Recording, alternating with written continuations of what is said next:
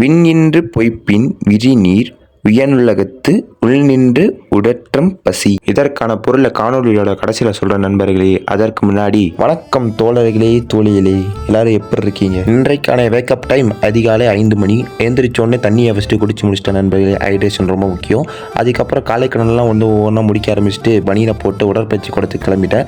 இந்த மங்கி குள்ளாவின் தான். அதற்கு பின்பு உடற்பயிற்சி கூடத்துக்கு நடைப்பயணம் போட தொடங்கிட்டேன். போட்டு சிறிது நேரத்தில் உடற்பயிற்சி கூடத்தையும் அணிஞ்சிட்டேன் நண்பர்களே. அணிஞ்ச கையோட கழிவறைக்கு போயிட்டு மண்டையை கோத ஆரம்பிச்சிட்டேன். அதுக்கப்புறம் மேலே போய் பார்த்தா நமது வடக்கு நண்பர் அவருக்கு ஒரு கைக்குழுக்களை போட்டு இன்னைக்கான நாளை தொடங்க ஆரம்பிச்சிட்டேன் நண்பர்களே. இன்னைக்கு சனிக்கிழமை, அதனால வாட்சா விடும் போதே பார்த்தேன் கூட்டம் ரொம்ப கம்மி. அதுக்கப்புறம் இடைவெளிக்கு சென்று 2 வாழைப்பழம் அதை அருந்திட்டு உடற்பயிற்சிக்கான தெம்பை ஏற்றிக்கிட்டேன் நண்பர்களே. இன்னைக்கான உடற்பயிற்சி பகுதி மார்பு பகுதி மற்றும் கை பின்புறம். அதற்கேற்ற மாதிரி 2 வேறுபாடுகள், இதற்கேற்ற மாதிரி 3 வேறுபாடுகளை போட்டு உடலுக்கு அமைதி தரக்கூடிய ஸ்ட்ரெச்சஸ் வேறுபாடுகளையும் போட்டு இன்னைக்கான உடற்பயிற்சி பகுதியை முடிச்சிட்டேன். அதுக்கப்புறம் நம்ம வடக்கு நண்பர் போயிட்டு கிம்ஜான் பற்றி தெரியுமான்னு கேட்டேன். அவர் என்னோட ஃபாதரின்லாம் தான் அப்படின்னு சொல்லிட்டு போறாரு. அடுத்த நியூக்ளியர் பாம்பு இவரோட குண்டியில தான் வைப்பாருன்னு நினைக்கிறேன். அதற்கு பின்பு உடற்பயிற்சி கூடத்திலிருந்து விடுதிக்கு போனோன்னா முதல் வேலை குடிக்கிற வேலை, அதை பக்காவாக முடிச்சாச்சு.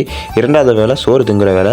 சோறு என்ன இருக்குன்னு பார்த்தா களியும் சாப்பாடும் பருப்பு குழம்பு மேலே இருந்து எடுத்துட்டு வரேன்னு சொன்னாங்க. அதை எடுத்துட்டு வந்தோடனே சாதத்தில் ஊற்றி சாப்பிட்டுட்டு காலை உணவு முடிச்சிட்டேன். முடிச்ச கையோட ஒரு படுக்கையும் போட்டுட்டேன் நண்பர்களே. போட்டுட்டு 1 மணி நேரம் கழிச்சு எழுந்துச்சு பார்த்தா மதிய உணவு வந்துருச்சு. மதிய உணவுக்கு சாப்பாடு, மோர் குழம்பு, ஊறுகாய், அதை சாப்பிட்டுட்டு இன்னைக்கான மதிய உணவையும் முடிச்சிட்டேன். இரவு உணவுக்கு காத்துக்கிட்டு இருந்தேன். இரவு உணவுக்கு களியும் சாதமும் வந்துச்சு. அதையும் சாப்பிட்டுட்டு இன்னைக்கான நாளை முடிச்சிட்டேன் நண்பர்களே. இன்னைக்கு புரோதத்தின் எண்ணிக்கை முட்டைனா அந்த முட்டையில் 0. அது பர்சனல் மணி மேட்டர். அதனால அதை அவாய்ட் பண்ணிட்டு நாளிலிருந்து எடுக்க ஆரம்பிச்சிடறேன் நண்பர்களே.